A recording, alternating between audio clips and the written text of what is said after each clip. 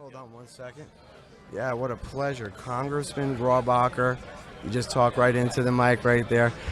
Thank you. Man, I congratulate you on so many things that you have done with your amendment. And I remember meeting you at a High Times function when we talked together and we talked about all the wonderful things that you've contributed and done. And I'm very blessed to be here with you, and also Jason, who also has a political show on Purple Haze Radio. Jason, how email us. Thanks, very sure. Yeah. So, Senator Rohrabacher. Congressman. I'm sorry, Yeah. Congressman. How about just Dana? Dana for short. What do you think of the event? Oh, great. Well, I think that this is showing that all these people who have told us that when someone uses cannabis, that they're going to go crazy and do wild, stupid things. Yeah. And they don't. If you talk to my ex-wife, she would agree with that. So finally, adult use of cannabis is legal, and I want to note that I have not been partaking, but I am here watching everybody else partake. Yeah, for sure. And you know what? Everybody's having a fun time. There's no problems. No. And I will tell you right now, if they were doing what I do, which is drink tequila, there would probably be a lot more problems here right now. That's Yeah, right. I've yeah. said to the biggest skeptics that the worst problem I've ever had when somebody had too much marijuana in my house was eat most of my refrigerator. And I'm okay with that. That's great. So, are you surprised how many wealthier investment and different guys want to get into cannabis now? Is it surprising to you, or do you think that they should still feel a fear because of the federal regulations? Until we actually get it tied down with a piece of legislation that I'm working on with, of course, our friends, Senator Gardner and others in the Senate, until we actually get that passed, we are vulnerable. Meaning Okay, so every year they have to renew my amendment. Yes. That says federal government in the Department, Justice Department, will respect the states' rights like we have here in California. That's what my amendment does. They have to do it every year. And until that is codified in a bill, sure. Then we really have to make sure that we are vulnerable at that point. So how long is it extended now? Like how?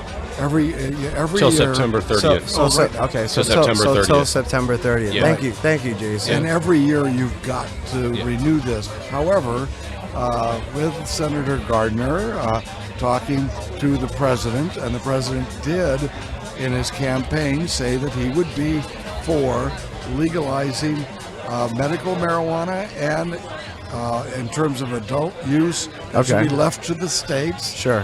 He said that on 3 different occasions. Interesting. Gardner pinned him down on it. Yep. He said, okay, that's going to be my position. Well, I will tell you, with the President of the United States now taking that position, Sure. I am very optimistic we're going to get some things done here. And it really puts a lease on Jeff Sessions. Yeah, that's actually really, really an important thing. Dan, let me ask you a question. I read literally yesterday or the day before that the California Assembly actually passed a bill to protect medical marijuana patients and to treat their medicine the same as far as employment as a prescription drug. Okay? So if someone wanted to carry their medicine to work, maybe not to smoke in the office, but needed to medicate and stuff, do you think that the place where you're leasing from can discriminate against you now, for that? Because there's a lot of people that say, well, you can't have your bud on premises, or I can't have it in my office, which is a private office, and I can't even possess it because the federal law is illegal. But what happens when the California Assembly says, well, you have to treat your employees and give them that same right as a prescription? That's something that the California state legislature should decide, and not the federal government. Sure. So I can't tell them what they should do here. No, sure. But how do you feel about it, though? Do you feel that, like, people that have businesses that are leasing to people should be more cannabis friendly then? I think that anybody who owns something should have the right to run what they own. Sure, however they want it. Just like I believe that if you own a big factory building and you want to turn it into a marijuana growing building, you should be able to run your building the way you want to run it. That's pretty cool. That's great. It's always going to awesome. fall back onto the landlord ultimately. Yeah. As long as the landlord permits it as far as the land use, then everyone else is going to follow along. Yeah, that's pretty amazing. How did you feel? Did you go to the event today? Did you get to listen to? I actually got to be a judge for the pitches for the milking conference. So that was pretty cool. Yeah. And what were some of the pitches? The one that we voted for that won was a company called Phylos. Okay. And they do genetic mapping of cannabis plants. This is the company that has actually broken all of the stigmas that we have past believed as far as indica, hybrids, and sativas. And this is showing how plants don't even really fall in any of those categories of the cannabis spectrum from all of the knowledge that we've always been taught and learned. Wow, that is absolutely amazing. You know, that all these opportunities are happening in all these companies too. Well, we got to remember, for 100 years, the American people have been repressed. Their freedom to live their lives, make their decisions, have been taken away from them in this area. And Sure. we have a lot of pent-up people who naturally would have chosen to be using cannabis rather than alcohol. Sure. And maybe using cannabis for treating different illnesses rather than using the things the pharmaceutical companies shove down our throats. Yeah. So you got a lot of pent up market. You've got a pent up market there. Sure. So Sure. You got when this people are going to be really surprised when they find out how many big businessmen, for example, who run multi-billion-dollar companies, smoke a joint in the morning. Sure, absolutely. They'll be very surprised Absolutely. when they find Right. that out. And you know what? And Exactly I know that a lot of those people, especially a lot of people here at this event, will be supporting you and all the wonderful things you do for our country. You know, I feel very blessed to be with you and the things that you've done, and all the millions of patients that are being healed because there's being these dents that are being made, that the people are voting all around the country to implement medical and at least create this awareness. Well, I've always considered this a fight, a freedom fight, and our founding fathers who established this country wanted people to be free to consume whatever they wanted. It's called individual freedom. Sure, sure. Then they set it up with the structure in the states. So I've considered it a freedom fight, but I will tell you this.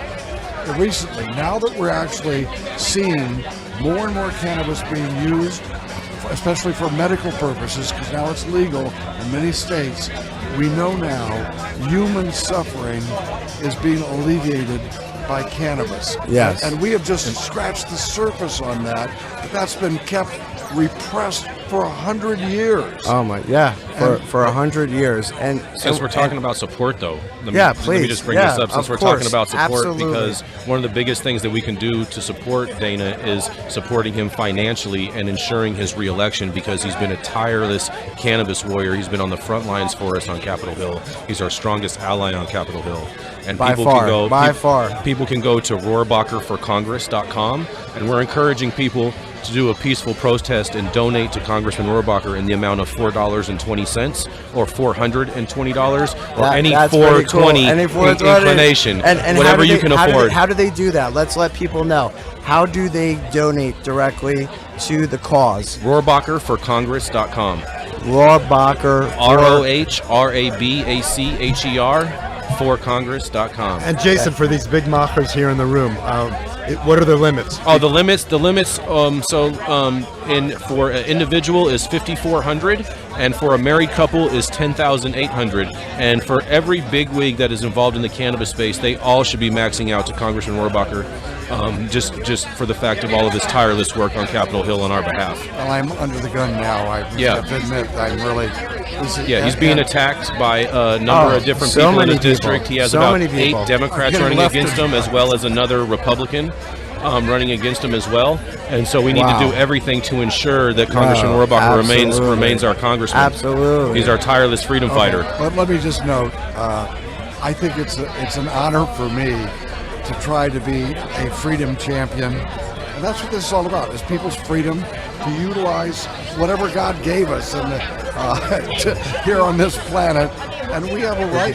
And so it's been an honor for me to play a role. Oh man, and we're so glad that you chose that, because very few people in government have the balls. Honestly, I mean, there's a lot of political things you guys always fight about, but this is a fucking taboo topic. It is. Okay, Yeah. It is fucking taboo, and you stand up with the fucking American flag waving and a fucking, and a joint leaf in the other hand. You know what I'm saying? Like, I love it. He's also the only sitting member of Congress that has ever outspokenly said that they used a cannabis product while still being a sitting member of Congress, and that product was actual topical. So it wasn't a consumable as far as a smokable.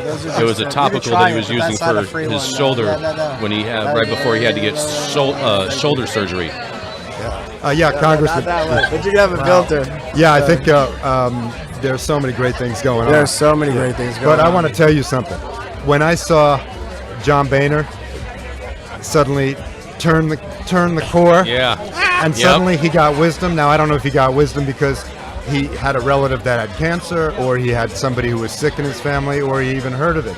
I don't know if he turned the other core because somebody threw a big paycheck at him. But the bottom line, he had the integrity and character to say, I made a mistake and I've learned something here. Well, I'm gonna give you the inside scoop. Here we go. I would love that. Here we go. You hear it, America. Inside scoop. John Boehner has been one of our silent supporters for a number of years. Yeah, my amendment first passed 5 years ago.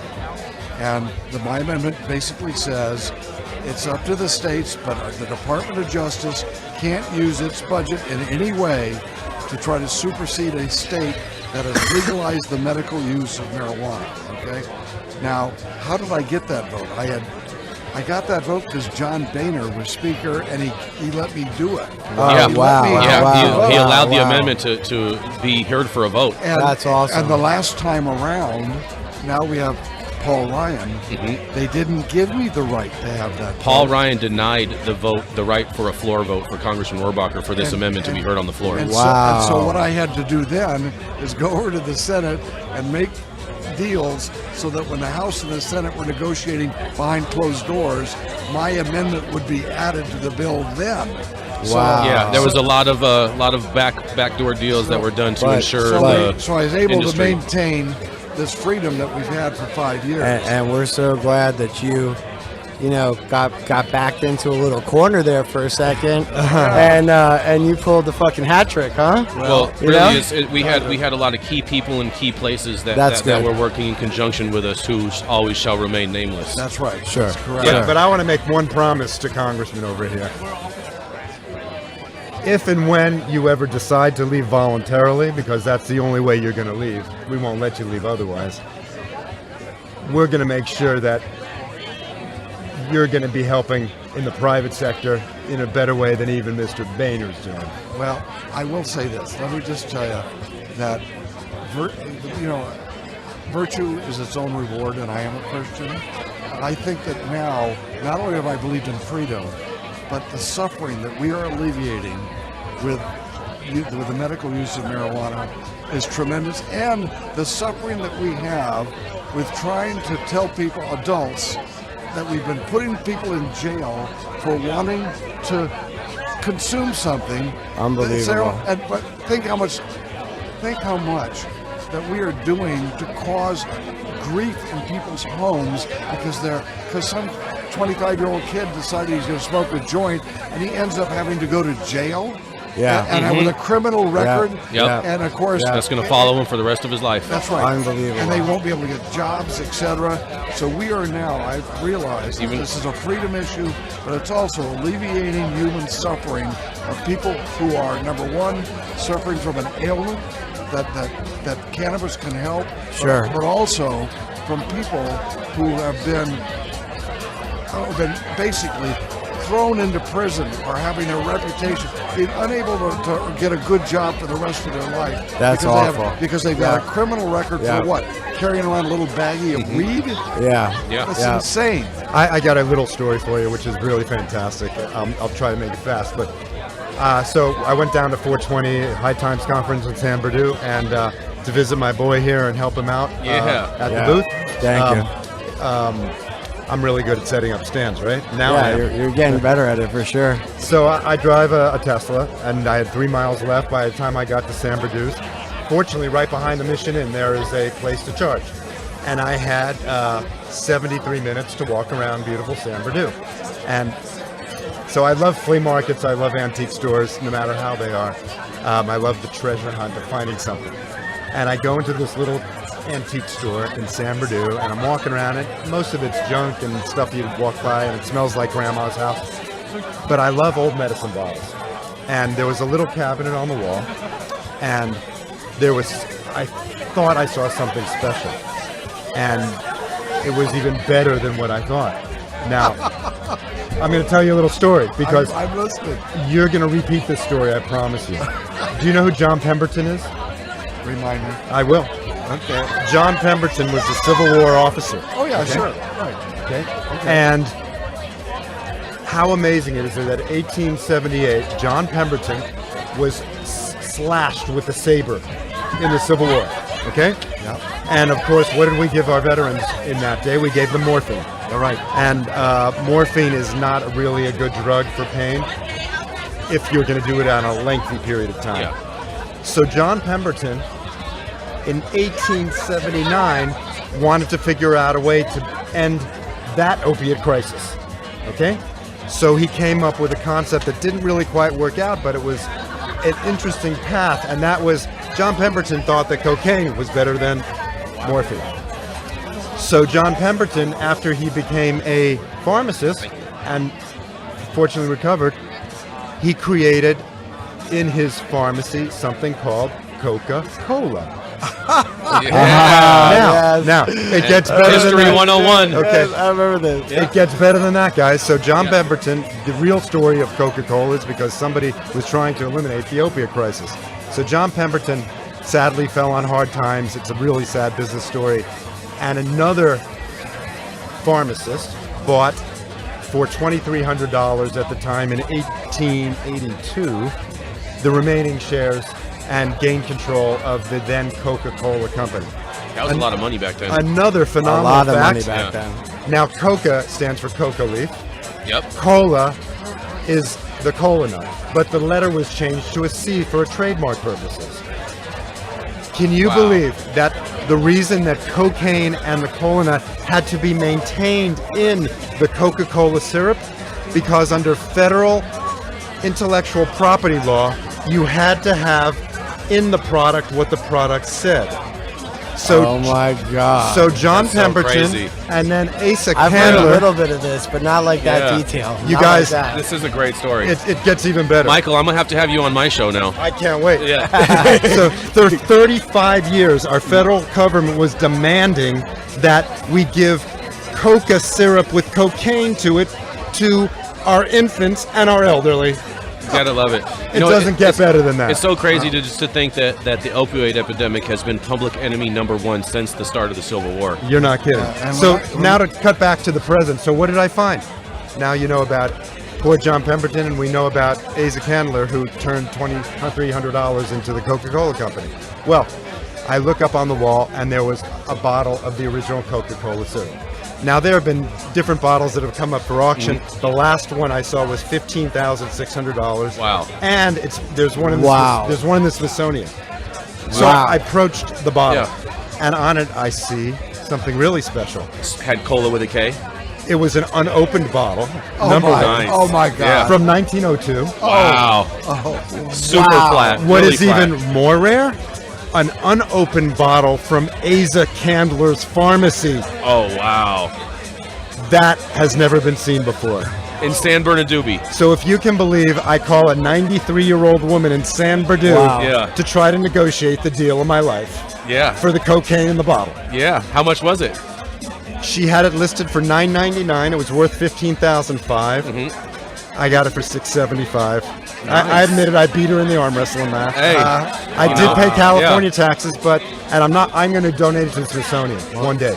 That's where. Well, I'm going to be curating the Smithsonian wing for the cannabis side, so just hold on to that title. Can I help you? Yeah, I'll make sure it has an amazing spot. Fantastic. A few moments ago when I talked about freedom issue and also eliminating suffering, I'm so happy that you brought this up, because what's really the suffering of our defenders, of the people, the military personnel that are coming back from a 15-year war in the Middle East, and some of them coming back with PTSD, some of them having their brains have been addled by explosion devices underneath their vehicles, and we've been giving them opium, we've been giving them opiates, and cannabis is now their hope of eliminating the suffering that comes from this addiction when they were trying to deal with their problems. For us to have just written off our defenders.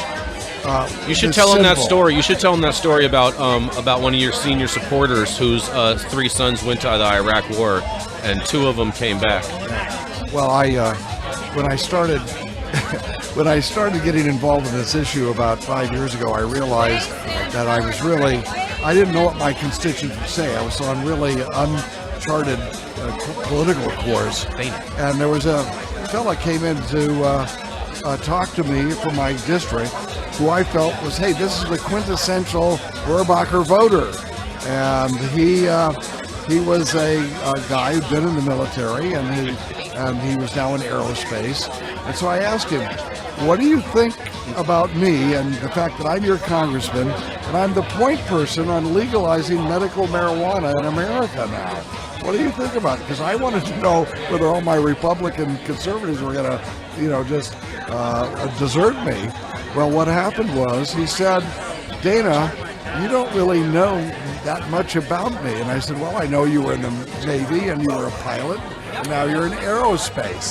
Wow. And so, anyway, I'm talking, and he said, but what you don't know about me is I have 3 sons. Mm-hmm. And the day after 9/11, my 3 sons joined the military. And, and a couple years later, 2 of them came back. The third, and they were my sons. The third one who came back wasn't my son anymore. He was on the floor in convulsions. Think about having your child. That's awful. And so anyway, he said, we tried everything. We went to the VA, and nothing worked. And then a guy at the VA said, come and see me off of the campus of the VA. And he gave him a prescription for medical marijuana. Wow. And he said, here's how you use it. And the guy says to me here in my office, he says, Dana, my son hasn't had any convulsions since then. How do I feel about you? I'm going to come over and give you a big hug, buddy. Wow. But now, Yeah. the story... Wow. The And story that isn't a story of freedom fighting. Wait a minute. The story gets better, fellas. The story. You got to hear this part of the story. So, this guy calls me about a year ago and says, well, you've helped my son again. I said, what's going on? He said, well, we were over at the VA because now he's not having convulsions, but he needs some help from the VA, and he felt something coming on, so he had to go down to his car and smoke a joint. Fantastic. Well, anyway, let me tell you what happened. He gets arrested there. Yeah, Oh my God. unbelievable. The guy runs the parking lot, and then so this guy takes his son to court, and they're gonna put him in jail or whatever. He convict him of having possession of drugs there, of marijuana. And so anyway, the judge then looks up and says, this is California and this is legal. And let me read you this part of the law that Congressman Rohrabacher wrote into the law, and he read them.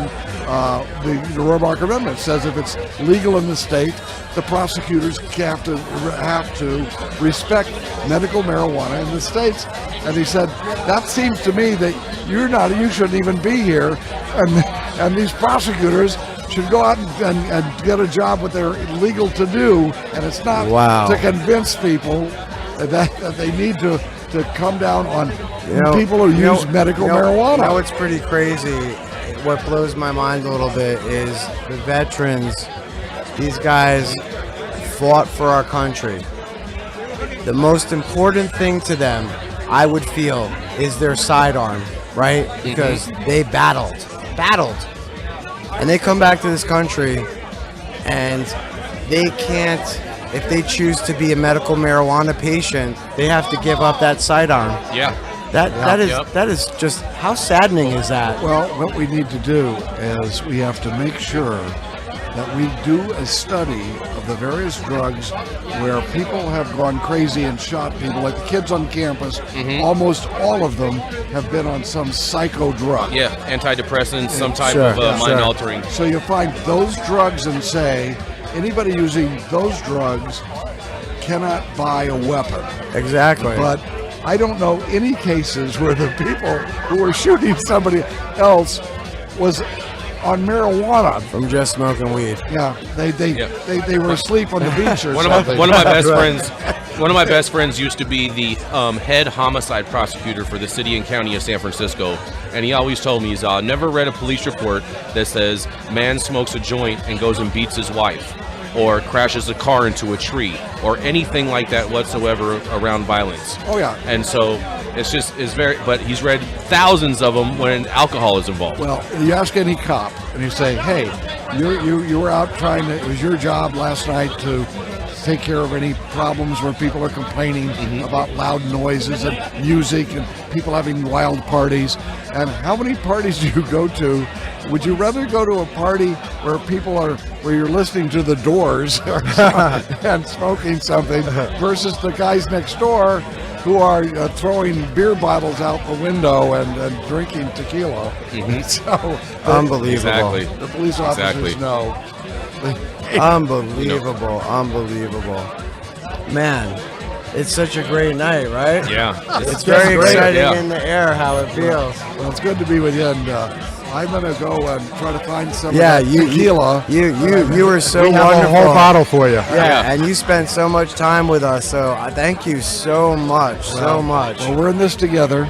Yeah, We- man. Left, right, middle, whatever it is. Those people who believe in freedom, those people who want America to stand for freedom, we're together in this. Yeah, absolutely. And All the way. And in doing that, we're going to alleviate suffering of all kinds of people. Absolutely. Absolutely. But also, I will have to admit, we're going to let people have some fun on their own because they have right to have fun because this is a free country. Well, Absolutely. well, the motto too is fighting for freedom while having fun. And God bless America for sure. This is the pursuit of happiness, Dana.